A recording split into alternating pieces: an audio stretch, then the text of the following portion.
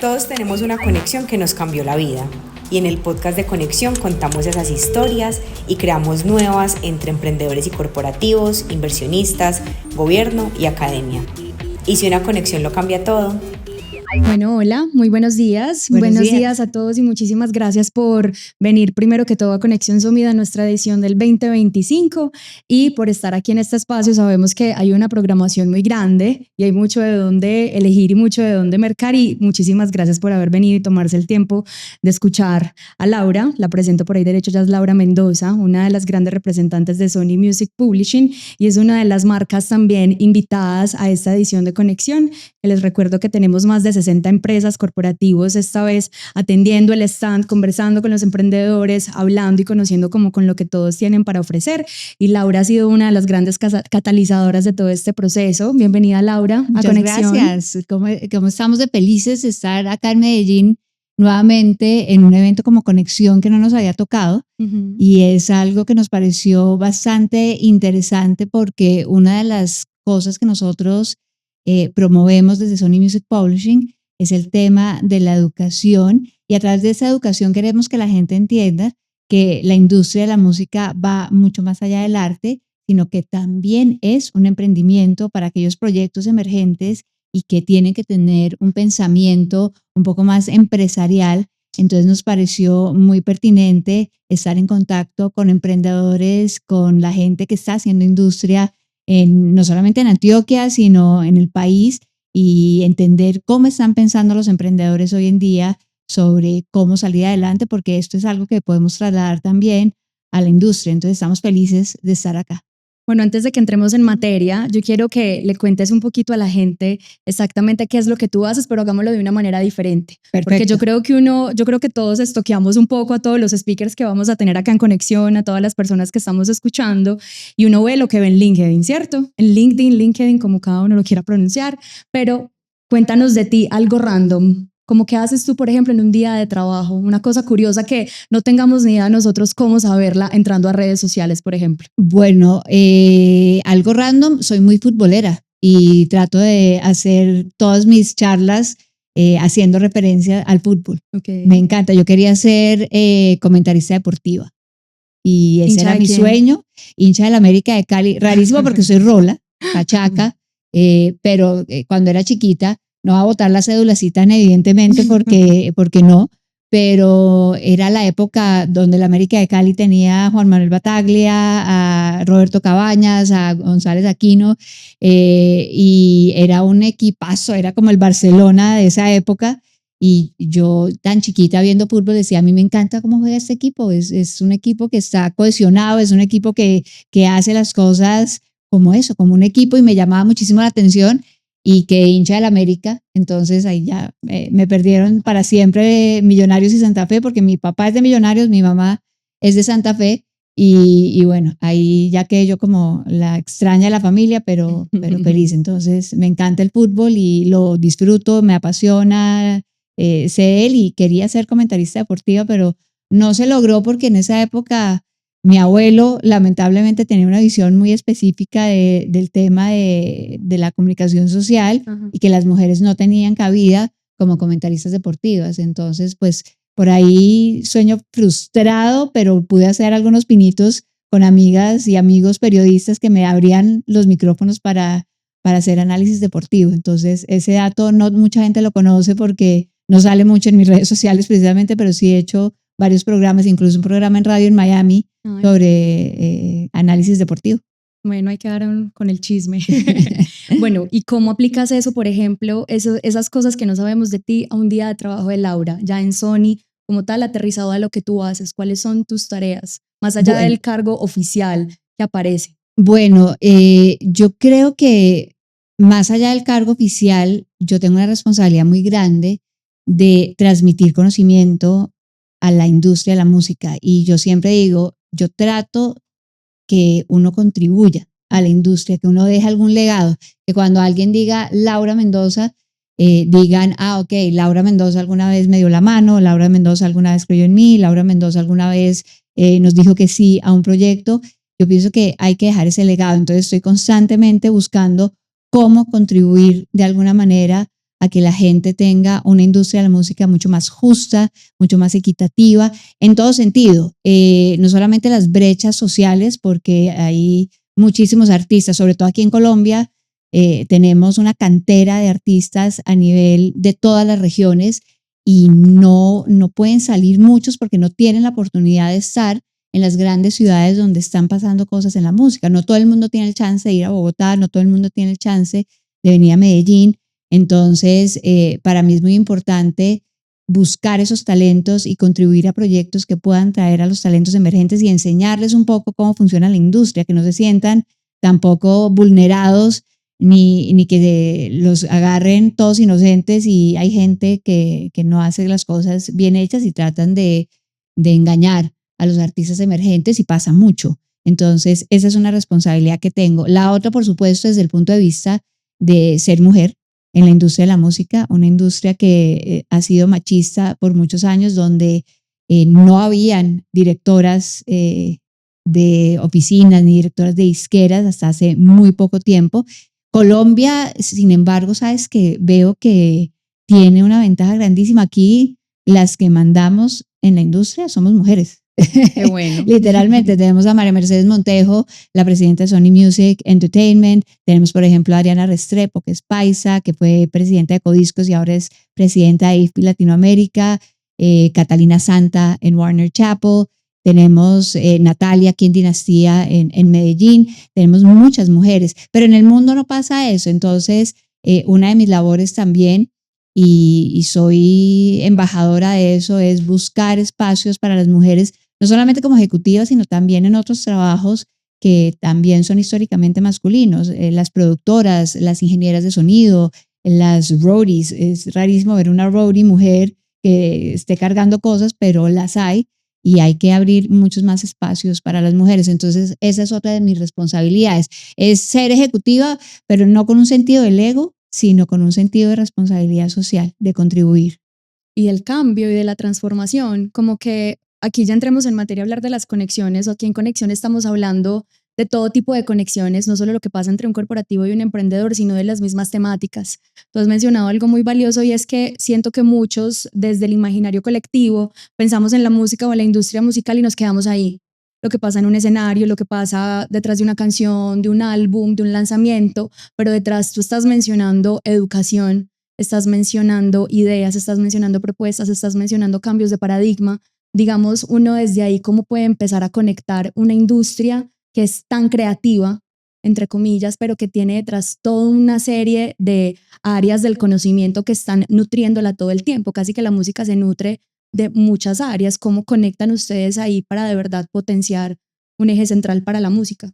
Es que precisamente ahí está el punto, lo acabas de decir, es una industria creativa. Entonces, la gente está pensando siempre en la parte de creatividad y es lo que yo considero le hace falta a la industria colombiana, es el tema de la profesionalización, donde hay unos campos donde tienen que haber profesionales en esos campos prestando servicios para la industria de la música. Creo que es muy importante. En Colombia, también por las condiciones que se dan a los emprendedores, como les digo yo, de la industria de la música, les toca ser sus propios managers, les toca hacer sus propios bookers, les toca hacer sus propias redes sociales, su propio marketing, pero creo que es importante que la gente vea la oportunidad de ser profesionales para la industria de la música en estas áreas para que se puedan prestar servicios a todo nivel, servicios para emprendedores pequeños, para emprendedores medianos y para los grandes artistas que también tienen ya su holding empresarial como Maluma, como Karol G, que tienen empresas, tienen restaurantes, tienen absolutamente todo y eso todo parte de la industria creativa, ¿no? Esto no parte porque son emprendedores de restaurantes o son emprendedores del entretenimiento, sino son emprendedores de la música y empezaron a generar su empresa y se volvió un imperio y ahora lo tienen así, pero también hay gente que arranca y que no tiene ni idea cómo hacer, por ejemplo, su marketing en redes sociales. Y yo me encuentro mucho con el tema de quién sabe de marketing de música, porque no es lo mismo mercadear una Coca-Cola o un producto de consumo masivo a mercadear un artista, una canción, una marca, y empezamos a buscar, y eso me pasa mucho. Oye, ¿me recomiendas a alguien para manejar? Y yo te cuento con los dedos en la mano quién hace marketing para músicos. Muchos intentan. Está bien, ¿no? Está bien hacer el intento de decir, vamos a hacer marketing desde nuestro conocimiento del marketing de otros productos. Lamentablemente, la industria es tan particular que tienes que tener de alguna manera una experiencia o entender el mundo de la música para poder hacer el marketing de manera adecuada. Entonces, muchos tratan de mercadear el producto como si fuera lo que vas a poner en una estantería. Y esto no es embotellable. Ayer decía mi jefe en una conversación, esto no es un producto embotellable, no es un producto de producción industrial, sino que es producto de caso por caso. Entonces, cada caso de marketing, lo que yo hago para un artista, no es lo mismo que le tengo que hacer a otro artista. Entonces, ahí es donde empieza, yo lo veo más como oportunidad, para no hablar de falencia, sino lo veo como oportunidad en el sentido de que hay que generar empresas que presten esos servicios. Por ejemplo, aquí en Colombia no existe el concepto del publicista. Aquí existe el concepto del jefe de prensa y el jefe de prensa hace todo, va para acá, las ideas de medios, es el que maneja la crisis, es el que le maneja el vestuario al artista, es todo. Y no existe la labor de publicista como existe en la industria de la música en Estados Unidos, por ejemplo. El publicista es el que se encarga de conseguir los contactos, las presentaciones, que pasen una alfombra roja, etcétera. Eso no lo tenemos acá. El jefe de prensa hace todo. Imagínense que hubiera más gente diciendo, voy a montar una empresa de publicistas para industria de la música, o voy a montar una empresa de booking, o una empresa de styling para industria de la música. Eso sería algo que podría contribuir realmente a que fuéramos mucho más profesionales, porque muchos de los que hemos salido de la industria lo hemos hecho a prueba y error, ¿sabes? Pero no realmente consolidando una industria como tal. Entonces hay un montón de oportunidades para hacer esas conexiones y pensar en gente que, por ejemplo, tenga aplicaciones para entender la data de los fans. Eso es esencial. Entonces debería haber más gente haciendo eso. Ahí tú estás mencionando algo muy importante y es como el camino del emprendedor. Porque tú ahí, por ejemplo, estás haciendo la analogía entre, por ejemplo, un artista que es el todero, que cuando está arrancando le toca hacer torero, y es lo mismo que le pasa a un emprendedor. Claro. Que cuando también empresa es el de las redes, el CEO, el CTO, el no sé qué, y le toca resolver solo. Mientras salen de ahí, porque todo es un proceso, todo son etapas, y por ejemplo muchos tienen emprendimientos que están relacionados con las industrias creativas. Digamos tú desde tu experiencia, ¿qué consejos les puedes dar a este tipo de personas que están arrancando y que obviamente quieren llegar, por ejemplo, a un Sony, a una marca muy grande, como, ok, hay que empezar por el todero, pero ¿qué sigue a partir de ahí? Persistencia, porque muchos de los proyectos se quedan en el camino porque no ven resultados inmediatos. Entonces, la creencia es que yo me voy a volver viral como artista o voy a hacer, inmediatamente me van a contratar en una empresa grande. Si yo presento una aplicación, me pasa mucho, digamos que me dicen, yo tengo una aplicación que le va a servir a Sony un montón. Ok, preséntamela y de pronto digo, bueno, no estás listo para eso. Se frustran y ya no quieren. Y la abandonan. Sí, ya no, es que yo no sirvo para esto, yo no sirvo para ser artista, yo no sirvo para ser emprendedor de esto. Y es persistencia. Organización. Eso, en mi concepto, es donde se mueren el 99% de los proyectos. La organización. Organización. La gente no tiene claro que hay que trabajar con una hoja de ruta, con un plan de trabajo, que tienes que tener unos objetivos claros. Me pasó hace unos días en Guatapé con un artista y nos preguntaba, si yo hago 200,000 ads de Facebook, entonces estoy haciéndolo bien. Y yo le decía, no. ¿Cómo así? No. ¿Cuál es tu objetivo con eso? Y entonces se queda pensando, no, pero es que son muchos, ahí estoy mostrándome. No, ¿cuál es tu objetivo con eso? Ese es el ejemplo perfecto de cómo un proyecto no surge, no sale adelante, porque está pensando es en la visibilidad, en la fama. Es que yo quiero ser viral rápidamente. No sé si ustedes vieron ese podcast donde salió Balvin diciendo, si tú piensas que esto es un negocio donde vas a salir rápido, estás en el negocio equivocado. Este no es. Este es el que es, yo siempre les digo, este no es un sprint, es una maratón. Pero muchos quieren el sprint. Sí, quieren ya. Yo quiero ser famoso ya. Y se les olvida que esto requiere una organización y unos objetivos específicos. Y el objetivo no es necesariamente ser famoso o ser viral, como decían por ahí en una canción de reggaetón, el 1.000.000 de copias obligado. Esto no es esto. Esto es tener objetivos claros en periodos de tiempo claros, que se lo enseñan a uno probablemente en la administración de empresas, en ingeniería industrial, pero en la música nunca les enseñan. Y yo tengo el caso, y por ahí voy a hacerle la cuña a mi director de sincronizaciones, Camilo Zapata, que hace parte de una banda que se llama Wamba, y ellos son un caso de éxito interesantísimo, pero arranca desde el punto donde empiezan a distribuir en la compañía donde yo trabajaba, y un día me llama José Vaquero, que hoy en día trabaja conmigo, y me llama y me dice, Laura, pero es que Believe no está funcionando y Believe no está haciendo lo que tiene que hacer. ¿Qué es lo que pasa? Que no tenemos portadas, no tenemos playlists. ¿Qué está pasando? Entonces la pregunta se la volví a José y le digo, bueno, José, ¿y Wamba qué está haciendo para lograr lo que tú quieres? ¿Cuál es el plan de trabajo? ¿Cuál es la organización?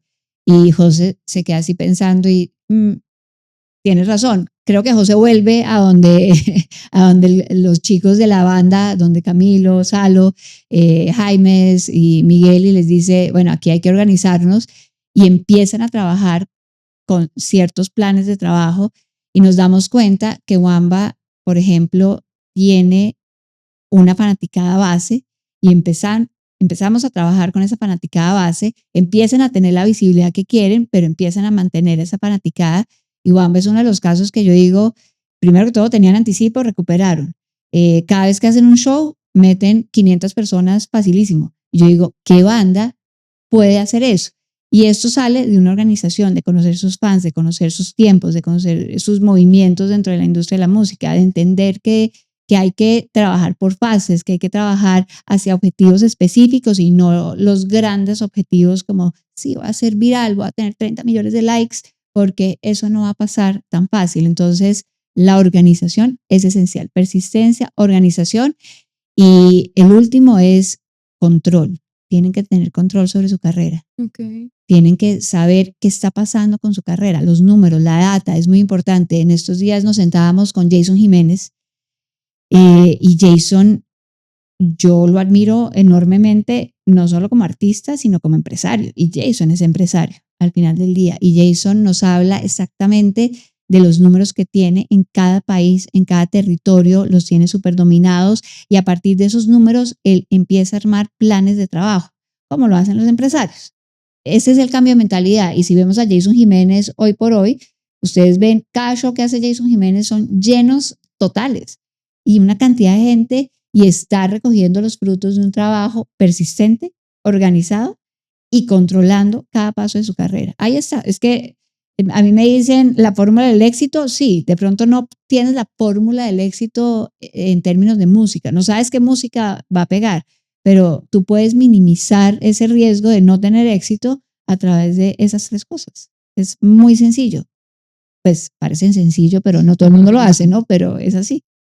Hay una analogía también muy valiosa, y es esta figura del artista con la figura del emprendedor. O sea, un artista también es un tipo de emprendimiento. Pero por supuesto. O sea, que emprendan con su marca personal o con su proyecto personal, con una banda. Digamos, ¿qué tanta diferencia hay o qué puede aprender, por ejemplo, un emprendedor de otra industria que no sea la creativa o la cultural o la musical, de un emprendedor, por ejemplo, que tú lo mencionabas ahorita? Pues estamos hablando de grandes ligas tipo Maluma, J Balvin y Karol G, pero también los chiquitos que quieren caminar hacia allá y están trabajando su marca como si fuera un negocio, un emprendimiento.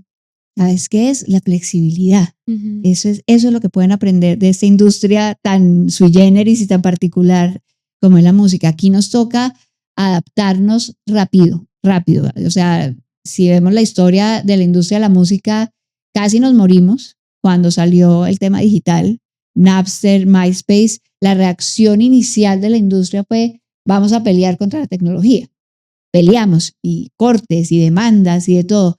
Y en ese momento, en cambio de estar enfocados en adaptarnos y estar en esa pelea, empezamos a disminuir los ingresos y empezaron de verdad a temblar las grandes compañías. Hubo época de reestructuración, mucha gente despedida, mucha gente que no podía seguir en su trabajo porque las grandes compañías estaban perdiendo dinero. Uh-huh. Entonces, aprendimos a las malas que hay que ser flexibles, hay que adaptarse rápidamente, hay que pelear con la frustración y decir, no, tengo que seguir, si no es por acá, es por acá. El prueba y error que yo siempre les digo a todos, esta industria hoy por hoy, más que nunca, es prueba y error, pero entonces tienes que adaptarte. Y ahora viene el tema de la inteligencia artificial y pues no estamos peleando por lo justo, pero no estamos peleando en contra de, no satanizamos, por ejemplo, el uso de inteligencia artificial, sino que decimos, usémoslo como herramientas para hacer mejores cosas, procesos más rápidos,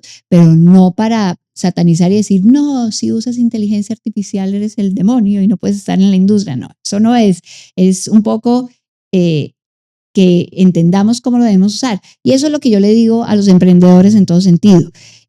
Aprende a adaptarte a esa situación contraria que te llega, porque te van a llegar todas, que es como a los artistas, que es como te dicen que no, bueno, vas y golpeas en otra puerta, y te dicen que no, y vas y haces otra cosa, y te dicen que no, y te adaptas.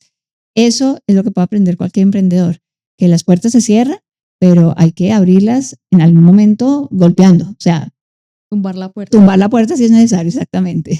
Tú ahí mencionas algo que me parece muy importante. Yo siento que como humanos, pues la humanidad, las peleas como las llamas tú, hemos tenido ciertas peleas a lo largo de la historia. El internet pues es como la que es más cercana a nosotros, pero antes lo mismo que pasó ahí, pasó con la radio, pasó con la televisión, pasó, o sea, desde que se crearon las primeras industrias alrededor de la música, y ahora llega la inteligencia artificial a ponernos otro reto.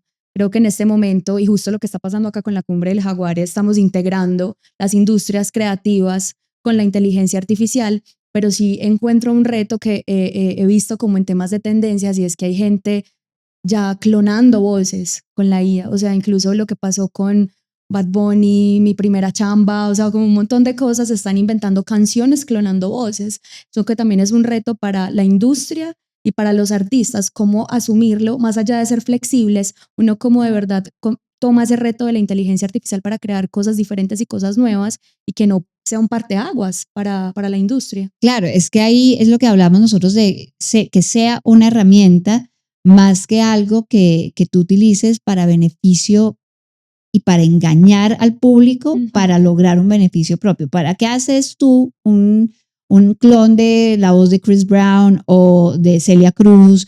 ¿O para qué lo haces? ¿Por qué lo haces? El objetivo inicial, que era voy a engañar a la gente, decir que tengo una canción inédita de Chris Brown o de Celia Cruz, es simplemente para tener un beneficio personal. Entonces, esa es la parte con la que nosotros no comulgamos, que la inteligencia artificial utilice nuestras obras protegidas y las ponga a disposición para que la gente cree cosas que no van a dar los créditos correspondientes.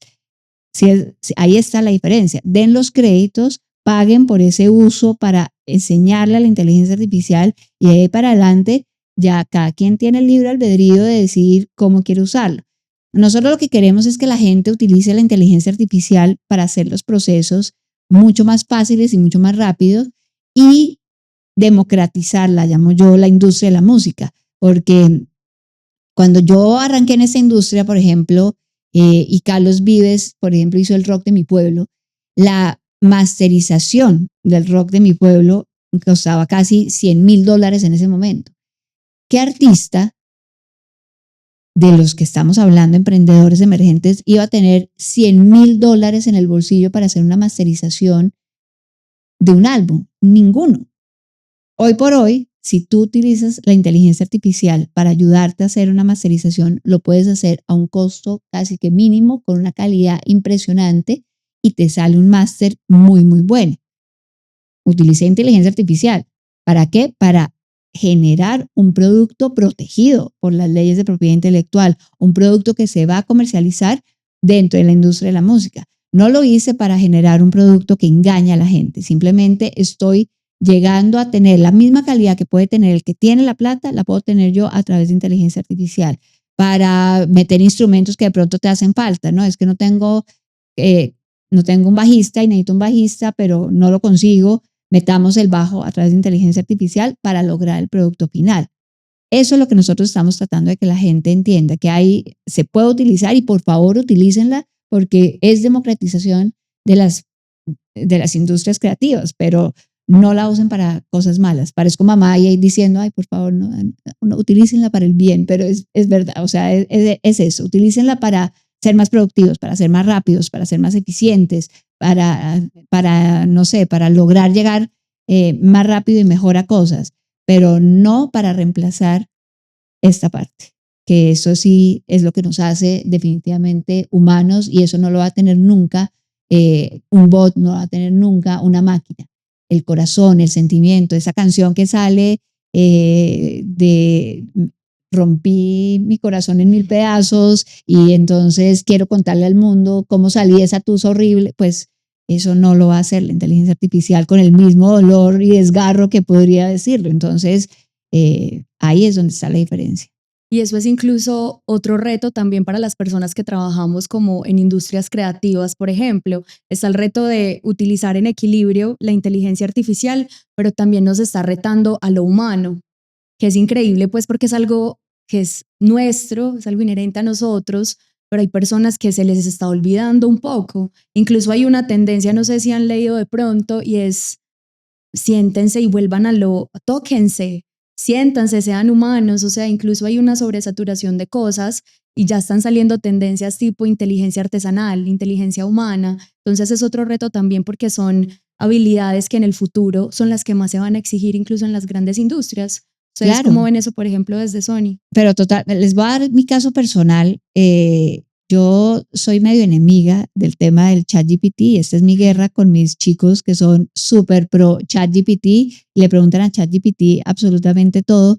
Y yo les digo, no, o sea, vuelvan al punto donde ustedes se ingenian una respuesta y la respuesta es muy de ustedes, que yo pueda leer un correo o un proyecto o una presentación y yo diga, ahí está pintado de vía ahumada. Es exactamente, ahí lo estoy viendo porque es la forma como él habla, yo lo tengo que reconocer, pero y me pasa también con los artistas, ¿sabes? Que vienen a ofrecerme, o gente que me contacta por LinkedIn, yo medio me ofendo, porque no puedo saber quién es la persona realmente, porque me utilizan prompts de ChatGPT para darme una carta de introducción para pedir un puesto en Sony.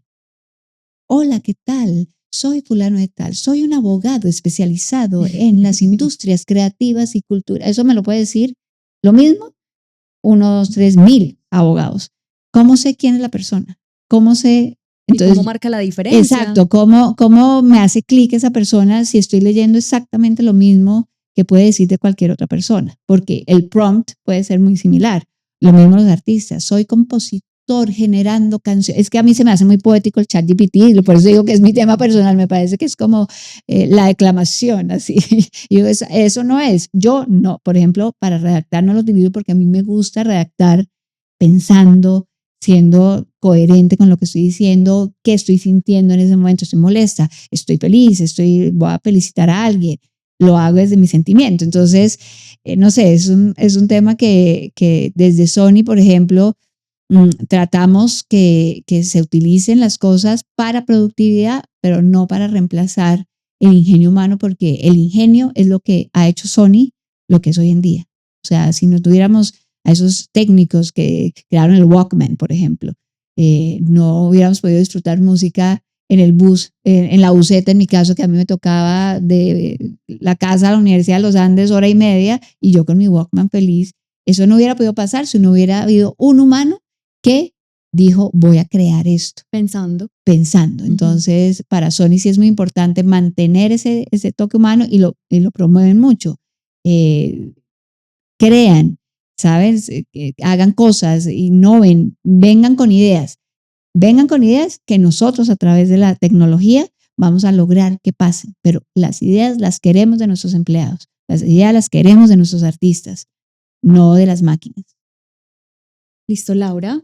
Bueno, muchísimas gracias. Gracias a ustedes por la invitación, felices de estar acá, como les decía, y gracias a todos los que vinieron a escucharnos un ratico. Y nada, nos estamos viendo por ahí en todo este evento impresionante que es Conexión Summit. Va a haber masterclasses, ahorita a las 11, un poco hablando de todo esto de la industria de la música, el playbook de la industria de la música, y un keynote con Jorge Mejía, nuestro CEO que viene desde Miami a contar un poco cómo es eso de la industria de la música y cómo lo ve un CEO colombiano que está en Estados Unidos. Y eso va a pasar en el escenario principal para que no se lo vayan en a perder. Y una sorpresa que tiene él. Y una sorpresa especial, exactamente. Sin spoilers. Muchísimas gracias. Gracias.